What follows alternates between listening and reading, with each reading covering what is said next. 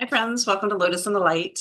So I had an exciting day today, part of my joyride life now. I went over and spent the morning playing some games with my son. We're both big, my oldest son and I are both big board game lovers. And so we just love to get together and play whatever. We play different things. Today we played a game called Fox Matters, which we haven't played in a while. And both really like the game. And it's something that only he and I play together usually. And I just love it so much. And today I really appreciated the metaphor that it provided so that we probably played it just so I could create this video. And I didn't even know it at the time. Um, but what's funny is this game, the basis of the game, and it's probably not a commonly known game. It was a Kickstarter game a few years ago that we bought. And the challenge is that you pick the challenges. You pick a challenge right at the start of the game. But you like how I say that? I think there was an intentional spiritual slip there.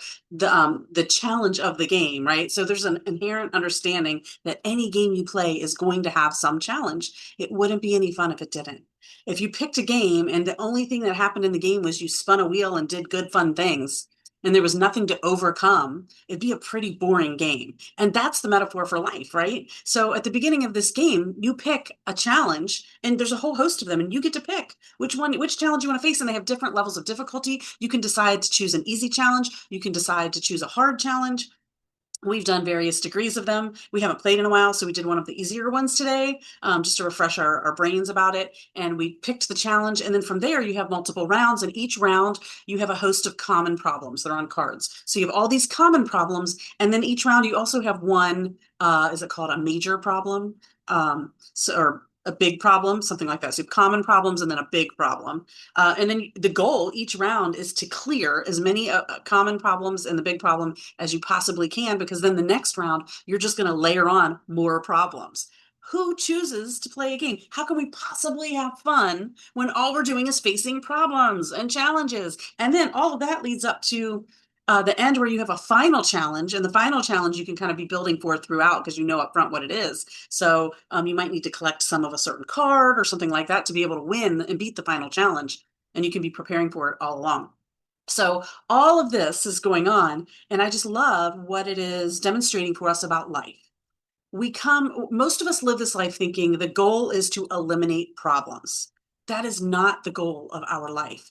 We might think that because problems have a negative feeling. So we think, I don't like feeling that way. So I don't, I prefer to just not have problems. We might think that way because we come from some kind of religious background or some kind of faith system that says if you have problems, it's because you are being bad in some way or doing things wrong in some way. We might come from a belief system that has been instilled in us from our family that says if you have problems, it's because you're not doing life right. It might not have any religious aspect to it at all. It might just be you're not working hard enough. You're not focused on the right things, right? So we have all these narratives in our life that tell us why problems are indicators of you being a problem or you doing something wrong. And we've got it all wrong. We're living the Fox Matters game. Whoever created that game, love it, genius. And the idea here is that, and this is another thing I love about this game, is this game is not a competition. It wasn't me playing against my son. You're playing together to overcome the challenges. And it's such a beautiful metaphor for life. That's what life is. We are here to work together to experience challenges and then overcome those challenges. And if we wanted a life without challenges, we will, well, eventually we'll have it, right? Because we're going to get back to our true self, our true soul self, who's living in a spiritual realm that is perfect love. So in that realm, the challenges, the problems do not exist. But within that realm, they get to choose and create. We, me, right? You, we get to choose and create what it is that we want to experience. And so it's hard to sit in our lives now, especially because we take our lives so seriously, way too seriously, and sit in the gunk of our lives and in the challenges and the problems of our lives and say, why would I choose this? I wouldn't choose this. That doesn't make any sense. But what would you choose? If you were an eternal being, which many people believe we are, many people believe we are not. So if you don't believe that you're eternal, then this channel probably isn't for you and you're probably not watching. So I'm just going to assume that everyone here believes there's some kind of eternal nature to you, whether you believe you were born here and then you die here and go somewhere, or like me, I believe that we always were. our soul. We already existed and we chose and created this reality as an experience along the timetable of eternity. In eternity, time is not linear, but we understand it linearly in the earth experience because we're expanding time for the lessons and for the learning. But in our home state, in our spiritual realm, time is not linear, but it's eternal. And so what do we do with all this time? I don't know if you can hear the train. The train is like, got a message, honk, honk. It's like, listen up. Are you listening? If time is eternal, your soul or whatever exists outside of this earthly experience, whatever you want to call it, has an eternity to do what? To have experiences. And experiences in particular that have challenges are funner. They're just funner when you have something to overcome, right? Everybody loves going to the beach and sitting back and doing nothing, but you can only do that for so long before you're like, give me something to do. Give me an adventure. That's what life is. It's just full of one adventure after another. What happens though, in order to fully experience these adventures, we have to kind of forget who we are. We have to forget that we are fundamentally love at our core. That's what we're made of, is perfect love, divine love. We have to forget that we belong. We have to forget that we are one, that we are not separate, that there is no division. We have to forget all that in order to have the experience. And that's why board games create these different worlds where there's different roles. So in Fox Matters, it's not all love, right? There's challenges and there's these obelisks and these different things that can hinder your progress and, that kind of stuff. So those things have to exist in that world. And I know that those things don't really exist in my world. I'm playing a game where they do exist and they create challenges to make the game funner. And each time we have an experience like that, we grow, we expand. When we don't face challenges, we don't grow and we don't expand. And there's times and places for that. Like I said, we all enjoy a good lazy day on the couch or a good soak in the sun on the beach with no challenges. There's time and room for that as well. Again, time is eternal. So we want all the experiences, but challenges is a component of what we signed up for when we came into the earth experience. What has really made it so painful for us is the perspective and the belief we have about those challenges. So every time we experience something, and this is the beauty of it, is your soul, your spirit guides, your angels, God, Jesus, spiritual masters, Buddha, they're all here helping us and guiding us, especially when we ask and we pay attention and we seek their guidance and we're open to it. We're an open channel for that guidance. They're here to guide us. The primary way they guide us is through our feelings. So if you are one to stuff your feelings, ignore your feelings, if you've been taught that feelings aren't important, feelings don't matter, that's part of what makes this life so difficult, because all of our guidance is coming through our feelings. And if we think about it, if you think about the grand scheme of life and what you want to accomplish in this life, this is going to be different for everybody. It should be different for everybody. We're all here as unique expressions of divine energy. So if you're a unique expression of God, what you're here to experience should be different than what I'm here to experience. Otherwise, it's not unique. But whether you know what that is or not, whether you're in tune and in touch with your soul's bucket list or not, you, the human you, the thinking mind you, has an idea of why you're here and what you should be experiencing or what you want to be experiencing or whatever that is. I would be willing to bet feelings are a part of that. Most people want to feel joy. Most people want to feel excitement. Most people want to feel exhilaration. Most people want to feel a sense of purpose. All of those are feelings. So we can't keep shutting off our feelings and focusing on our thoughts if we want to have the life that we want to have. We have to start opening ourselves up and allowing ourselves to feel. And when we have a feeling that's negative, instead of thinking of it as something that's bad, we need to recognize it as a divine communication. When it feels good, that's your soul saying, yes, more of that. When it feels bad in some way, that's not your soul saying, no, don't do that anymore. Stop that. This thing is bad. That's your soul saying, this is the area, this is a block for you that's keeping you from what it is that you're wanting to experience in this life. This is one of the challenges you signed up for. So before you came here, you said, I want to explore a theme. Maybe the theme you're exploring is the theme of not belonging, not fitting in. Actually, not belonging and not fitting in are two different things, because to fit in isn't to belong, but that's a whole separate video. But not belonging. Maybe I'm here to explore the theme of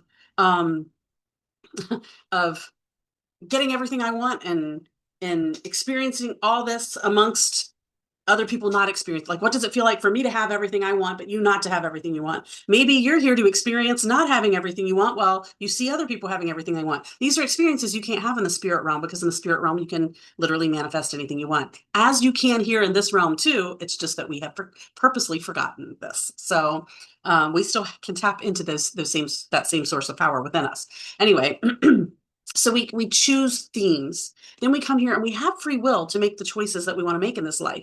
But you've already been implanted into this experience with certain, I don't know, biases, with certain tools, with certain, whatever you want to call it, that will allow you, that will steer you in the direction of those experiences. For example, if you decided you wanted to experience betrayal, you might be born already, you didn't have any say in this in the physical sense. Now your soul did. Your soul may have chosen to come into a family where one of your parents may abuse you, may neglect you, something that feels like an ultimate betrayal, right? So right out of the gate, you're coming into an experience where even though we all have free will in that experience, the probability is there that you're likely to experience that betrayal right out of the gate with your family. But never fear.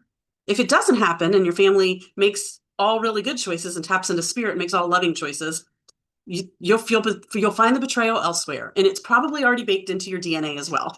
That's part of the reason why we choose the family lineages that we come into, because there's probably certain things already baked into the DNA that fit with the theme that you want to experience. So just like the Fox Matters game, where my son and I chose the challenge ahead, we said, oh, this is going to be an interesting experience. Let's try this. These are going to be the challenges to that. These are going to be, this is what's going to make it easier. This is what's going to keep it from being easy. Like, get a chance to like think through all that and plan ahead, right? Same thing as what your soul did before you came here. So when we choose then to understand that every obstacle we face in life, every challenge we face in life is not to punish us, it's not because we're doing something wrong, it's because it's helping us grow and learn and expand. That's why we came here. This is Earth School. We're here to grow and learn and expand.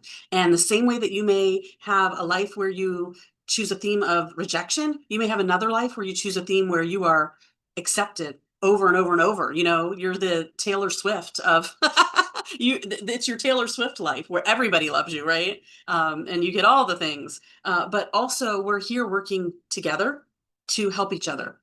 Part of what helps you is the reflection that someone else has back to you. So you may say, I don't like this person, because it's not really because of anything they're doing. It's because of something within you and a belief within you that has you feeling a certain way about that person. So they're serving you just by being themselves. Sometimes we think that the act of service has to be, oh, I need to go feed the homeless. I need to go give my clothes away. I need to help somebody when they're sick. All of those are valid and important. And we are at our best when we are serving one another.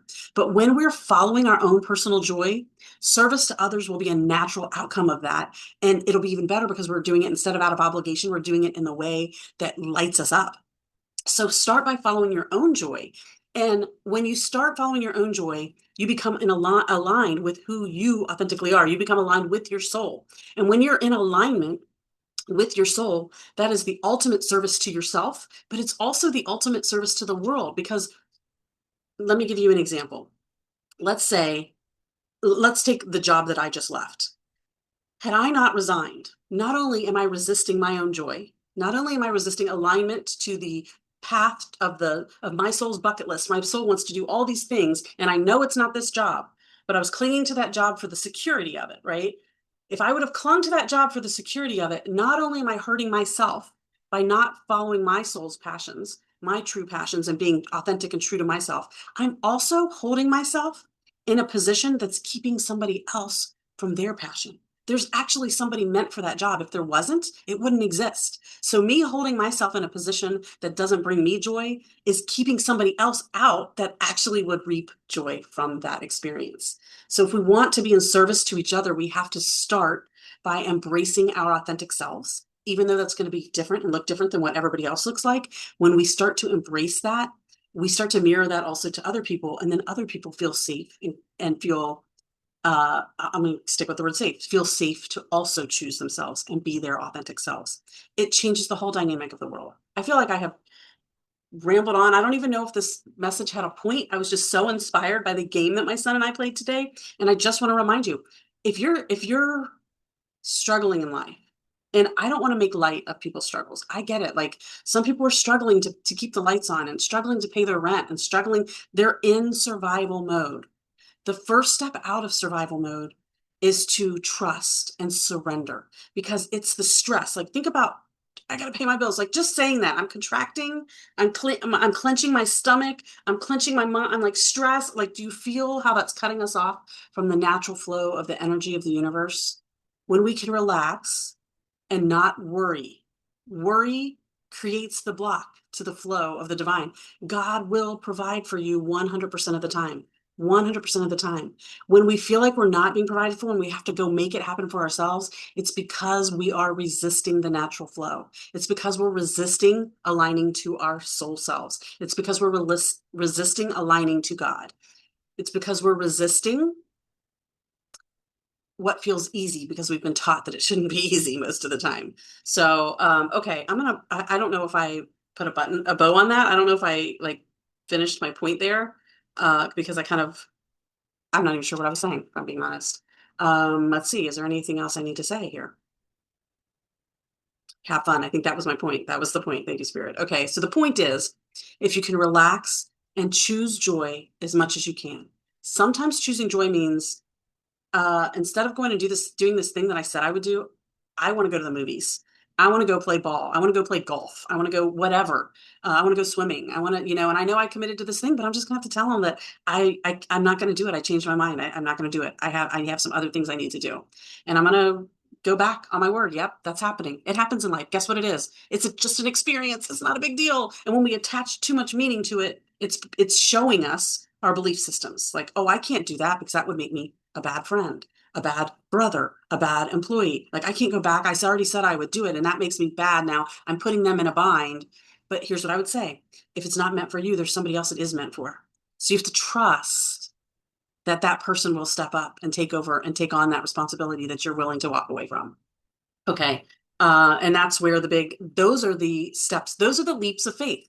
Do I really believe there's somebody else for that? And do I believe they'll step up in time? And if they don't step up in time, do I believe that there's a purpose that now this other person's in a bind because I've backed out? Because maybe they need to experience that negative experience of being in a bind because somebody backed out last minute, right? Like there might be a purpose to that. I would say there is a purpose if that's what unfolds 100% of the time. And that's part of the challenge is um, digging into your belief systems and saying, what do I really believe about that? Do I really trust? But when I look outside of like the human experience at nature, everything works out perfectly, exactly how it's supposed to. And so for that reason, I know I can just trust that when I follow my joy, and again, sometimes following your joy doesn't look like just following the fun stuff. Sometimes it's saying, I feel really bad right now because I'm so caught up and worried about how I'm going to pay my bills. Like, I don't even know what to do. So when you're in that mode, following your joy isn't going to be, but you know what? I'm just going to leave here and go to the amusement park and ride. That's not probably realistic, but maybe you could go from this stressing about my job to, you know what? How about I just look outside for a minute and just take a minute to look and see all the animals that are provided for, the plants that are provided for without ever having to worry. Like just zoom out a little bit, zoom out from your problems and say, squirrels, how are you getting fed? You're not worrying each night about how you're going to pay the bills. Like, just step out. And maybe you need to zoom out even further. Like, if you believe in God, do I really believe is taking care of me? Do I really believe? Maybe you can, even if you don't believe in God, maybe you can step back and say, am I like, let me look at my life in a bigger, broader perspective. Like, find that next feeling of peace, even if you have to zoom out and say, well, you know what? My life's been pretty good so far. Can you at least say that? My life's been pretty good so far. That's better than how am I going to pay the rent? How am I going to pay the rent? That's finding your joy in that moment. It doesn't have to be going on vacation. Okay, I'm going to end there. And do we want to close with a card? I'm looking over here for a reason. I don't know that we need to. I don't know. This thing's kind of jumping out at me. This Mystical Shaman Oracle deck. Mystical Shaman Oracle. There is such great wisdom in indigenous shaman. Um, great learnings. I don't I'm sure there's a book for this. I love this. I was gonna say, I'm sure there's a book for this. I'm not an expert on shaman practices, but I can't even tell what this is. I literally don't even know what I'm looking at, but it says soul retrieval. So this is interesting. So soul retrieval is this experience where every time you experience a trauma in life, there's a chance that a piece of your soul says, I'm out. I can't, this is more than I can handle, and exits your body, exits your, I say it like your soul is in your body. Your body is really in your soul. But, there are experiences that you will have in this life, challenges that you will have where your soul will say, this is more than I can bear. And what I would say about that is that leaves us a little bit incomplete. So part of this journey in life is not only figuring out and figuring out a healthier perspective on experiences, in particular on negative experiences, challenges in life, but also figuring out how then to heal from those experiences and also bring healing from past experiences. I had my craniosacral therapy session today. And this is the first time I've been going for almost a year and a half, probably. I love it. And I go a couple times a month, I would say, anywhere from 2 to 3 times a month. I'm in craniosacral therapy. And today, for the first time ever, she said, wow, your body was like, what was going on was at a deep cellular level, a realm that like we had not experienced in our sessions before. Most of our sessions were dealing with surface level emotional stuff. Sometimes some deeper stuff would come up, like past life stuff or generational trauma, whatever that might be, might come out. Sometimes it's just deep rest that's occurring and deep healing that's occurring, balancing that's occurring. This time, she said things are happening at a cellular, she said really, really, really old stuff at a cellular level that's rising to the top, that's coming up. So that means that I'm ready to deal with this stuff. I'm ready to release this stuff. So there's the dealing with it determines like how easily I want to let it go. But part of soul retrieval and part of the healing process isn't just releasing trauma, releasing beliefs that aren't serving you, but also reclaiming parts of your soul that you lost during traumatic experiences and calling upon another way of thinking of it is the inner child work, right? There's parts of the child of you in child form that learned as a child, I can't do this because when I do this, I get in trouble, or people think something bad of me. And so you've been taught, don't cry in public, or hold your emotions, or don't get too loud when you get excited because that's not appropriate, or whatever. Don't do this thing because it's bad. No, no, no, no, no. And so there's this inner child work of giving yourself permission to show back up, giving permission to those aspects of your inner child, giving permission to your soul, letting your soul know it's safe to come back, letting your inner child know it's safe to come out. And the more we learn to change our perspective on challenges and stop putting them in such a negative light, the more we're able to not lose our soul in those experiences, because we're centered within ourselves, and those experiences don't rattle us like they did before we find our center, right? But this is a really important aspect, especially because as a child, a lot of times you have experiences as a child that are part of the themes that you chose to explore. But because you're a child, you're not ready to fully explore and process those experiences yet. So your body knows what to do. It stores it deep inside until you're ready. So if it feels like your life is like unraveling, coming apart, it's because you're ready to release these things. You're ready to work through those experiences and learn from those experiences now. I just recently created a graphic for what I call the love spectrum. That's, I'm always talking about when we plotting experiences and our beliefs about those experiences on a spectrum of perfect love to absolute fear, or, whatever. And I got tired of doing this with my hands, and I went and I created it and I stuck it on a stick. So this is the graphic that I created. This is life's journey. We're just taking every experience and the belief we have about those experiences, every relationship and the beliefs we have about those relationships, and we're just learning how to move up the love scale. And at this end of the love scale, and it's a love spectrum because this end is love. It says absolute fear. It's just love that is shrouded in mystery, shrouded in darkness, so we don't understand it. These are the elements, the shadow sides of us, the stuff that we're ashamed of, the stuff that the world says is bad. And so when we have a belief system that is anchored in fear, it's not because it's bad. It's because it's misunderstood. It's still an element of love. It's still an aspect of love. Every challenge you will experience is rooted in love. It's because your soul says, she's ready now. God says, he's ready now. You're ready now. So we're going to allow you to experience this challenge. It's because it's going to reflect back to you what it is you believe and where it's plotting on the love spectrum. And if it's plotting down here in these negative, fear-based ideas, and you know it, then you can start to say, what am I choosing to believe? Fear-based ideas come from here, your human mind, not your higher mind. Who am I going to listen to? The human mind, the flesh, or the higher mind, the divine? Who knows best? And what would the divine have to say about this experience? And that's what helps us move up the scale. Okay. Towards what? Towards perfect love, which is what you already are.